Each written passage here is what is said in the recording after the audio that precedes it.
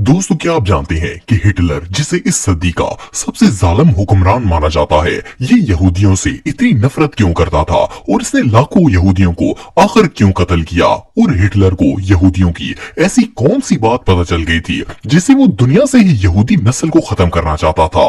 आज की इस वीडियो में मैं आपको एडोल्फ हिटलर और ज्यूस की ब्रीफ हिस्ट्री बताऊंगा और आपको पता चलेगा कि अगर यूरोपियन लोग इन्हें वहां से ना निकालते और फलस्तीन इनको पनाह ना देता तो आज जो हाल गाजा में हो रहा है वही हाल जर्मनी का होना था। तो चलिए शुरू करते हैं। दोस्तों, हिटलर को कौन नहीं जानता। एडोल्फ हिटलर एक ऐसा नाम है जो कि 19वीं सेंचुरी से ही आज तक दुनिया के सबसे फेमस नामों में से एक रहा है। पहली जंग अजीम के बाद इसने यहूदियों का जो हाल किया वो इतना भयानक था कि आज भी यहूदी इसके नाम से कांपते हैं। आप बिलीव नहीं करेंगे कि इस बंदे ने 60 लाख से भी ज्यादा यहूदी कत्ल कर दिए और सिर्फ इतना ही नहीं बल्कि इन्हें इतनी बेरहमी से मारा कि इसके बारे में सुनकर किसी भी इंसान के रोंगटे खड़े हो जाएंगे। इसकी वजह ये थी कि ये बंदा यहूदियों से शदीद नफरत करता था, इसलिए ये पूरी दुनिया से इनका खात्मा करना चाहता था। उस वक्त तो लोगों को लगता था कि हिटलर एक बहुत ही जालिम इंसान है जो कि पूरी इंसानियत का दुश्मन है, लेकिन सच बात यह है कि इसकी इंसानियत से कोई दुश्मनी नहीं थी बल्कि ये सिर्फ और सिर्फ यहूदियों का ही दुश्मन था।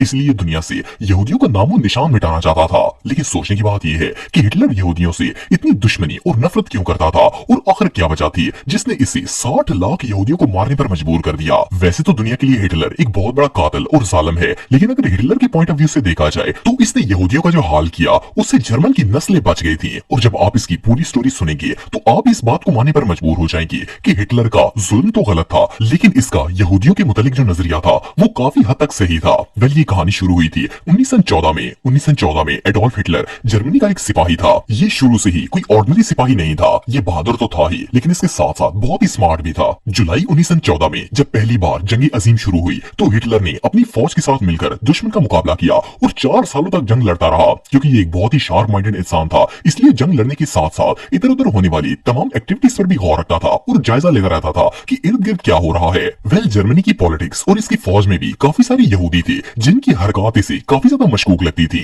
लेकिन जब जंग खत्म हुई तो इसका मुल्क हार चुका था। हिटलर को इस बात का अफसोस तो था ही कि जर्मनी जंग हार गया है, लेकिन ये बहुत ही गहरी सोच रखने वाला शख्स था, इसलिए इसे ये बात हजम नहीं हो रही थी कि इतने सिपाही और असला होने के बावजूद भी इसका मुल्क कैसे हार गया। इसने जंग के दौरान होने वाले तमाम मामलात पर तहकीक शुरू कर दी। इसे जर्मनी में मौजूद यहूदी सोल्जर्स और काफी सारे बड़ी शख्सियात पर पहले दिन से ही शक था, लेकिन जब इसने जंग में होने वाले हालात और वाकयात पर गौर किया तो इससे पता चला कि इन यहूदी सिपाहियों ने जर्मनी के साथ गद्दारी की है, जिसकी वजह से इनका मुल्क जंग हार गया है। असल में यहूदियों ने जर्मन फौज के तमाम सीक्रेट्स रशिया को देने शुरू कर दिए थे, इसलिए जब भी जर्मन फोर्सेस कुछ नया करने की कोशिश करती रशिया को इनके इरादों का पहले से ही पता चल जाता था और वो हमेशा इन्हें नाकाम कर देता। यहाँ तक कि इन गद्दारों ने रशिया के कहने पर जर्मन सोल्जर्स पर पॉइजनस गैस अटैक किया, जिससे कई सिपाही मारे गए थे। ये लोग इतने नमक हराम थे कि जो मुल्क इन्हें अपने साथ रख के पाल रहा था इसके साथ ही गद्दारी दिखाई और हमेशा इसे नुकसान पहुंचाने की कोशिश की। जब हिटलर को पता चला कि इसकी फौज के यहूदियों ने इनकी पीठ में छुरा भोंका है तो इसका खून खौल उठा। इसने ठान ली कि अब ये यहूदियों से बदला लेकर रहेगा। इसे यहूदियों की नापाक और मनफी सोच की समझ तो आ गई थी, लेकिन असल में इसने जज कर लिया था कि यहूद एक ऐसी कौम है जो कि बैक बाइटिंग करती है और अगर ये लोग यूरोप में रहे तो जर्मन नस्ल भी खतरे में पड़ जाएगी। खैर, हिटलर ने अपने साथ जुड़े लोगों को भी इनके बारे में आगाह करना शुरू कर दिया। इसने देखते ही देखते लोगों को इस हद तक कायल कर लिया कि हजारों लोग हिटलर का साथ देने के लिए खड़े हो गए। यहाँ तक कि 1933 में जब जर्मनी के अंदर इलेक्शन हुए तो इन्होंने इसे वोट देकर जर्मनी का मेयर बना दिया। जैसे हिटलर जर्मनी का मेयर बना, इसके हाथ बहुत सारी पावर्स आ गई। ये किसी भी सूरत में यहूदियों को अपने कंट्रोल में लेना चाहता था। इसे पता था कि अगर अब भी इन्हें कंट्रोल ना किया तो एक वक्त आएगा कि जब ये यहूदी उन्हीं पर ही हुकूमत करना शुरू कर देंगे। लेकिन मसला ये था कि ये यहूदी इतने शातिर थे कि पूरे जर्मनी में फैले हुए थे और किसी तरीके काबू आने का नाम नहीं लेते थे। हिटलर ने जब देखा कि घी सीधी उंगली से नहीं लेकर रहा तो इसने उंगली टेढ़ी कर ली और इन गद्दारों को जड़ से ही खत्म करने की ठान ली। असल में ये बंदा ऐसा खर दिमाग था कि जब इसे समझ नहीं आई कि इनसे छुटकारा कैसे पाना है तो इसने जर्मनी के शहर चेल्मेनो में ज्यूस के लिए खास तौर पर किलिंग सेंटर्स बनवाना शुरू कर दिए। इस किलिंग सेंटर में यहूदियों को लाया जाता और इन्हें या तो गन से शूट कर दिया जाता या फिर एक कमरे में बंद करके इन पर जहरीली गैसें छोड़ी जाती जिनसे वो दर्दनाक मौत मर जाते थे। इसके बाद इनकी लाशों को एक ट्रक में लाद कर जंगल में फेंक दिया जाता था।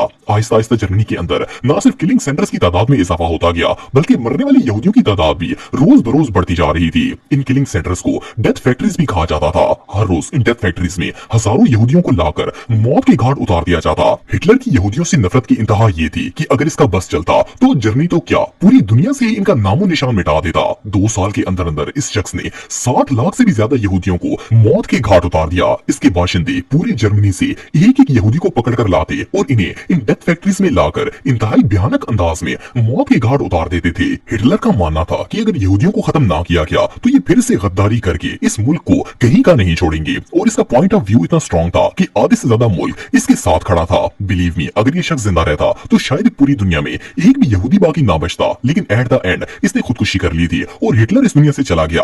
आज भी बहुत से लोग इसे गलत कहते हैं, लेकिन अगर टेक्निकली देखा जाए तो इसका पॉइंट ऑफ व्यू तो एटलीस्ट ठीक ही था। हाँ, इसने इंसानियत को तो बहुत ज्यादा कत्ल किया और लोगों को ना हक मारता गया, लेकिन जस्ट इमेजिन कि अगर यही यहूदी जर्मनी के अंदर होते तो जो हाल गाजा का हो रहा है वही शायद बर्लिन का होता। मजे की बात यह है कि इसराइल का प्रेसिडेंट कहता है कि हिटलर ने हमें मारना नहीं था, इसने ये सब सिर्फ और सिर्फ मुसलमानों के कहने पर किया था। लेकिन अब पूरी दुनिया को पता चल चुका है कि ये लोग कितने बड़े मुनाफिक और सबसे बड़े नमक हराम हैं। जो मुल्क इन्हें पनाह देता है ये उसी की पीठ के पीछे छुरा घोंप देते हैं। पहले इन्होंने जर्मनी के साथ गद्दारी की, इसके बाद ये फलस्तीन में आ गए और जिन लोगों ने इन्हें पनाह दी उन्हीं के साथ दुश्मनी करने लगे। वेल, हिटलर के बाद जो यहूदी बच गए थे, यूरोप वालों ने इन्हें दूध से मक्खी की तरह निकालकर फलस्तीन में फेंक दिया था। हैरानगी की बात यह है कि ये लोग तो जर्मन से बचकर एज ए रेफ्यूजी यहाँ आए थे और फलस्तीन के टुकड़ों पर पलते रहे, लेकिन फिर वही हुआ जिसका डर हिटलर को था। आज ये लोग जो फलस्तीन के मुसलमानों के साथ कर रहे हैं, अगर ये जर्मनी में होते तो यही हाल जर्मन का करते, क्योंकि इनकी नेचर में ही गद्दारी है। ऑनेस्टली ये कौम इतनी बदबख्त है कि अल्लाह ने इनकी तरफ जितने भी नबी और पैगंबर भेजे हैं,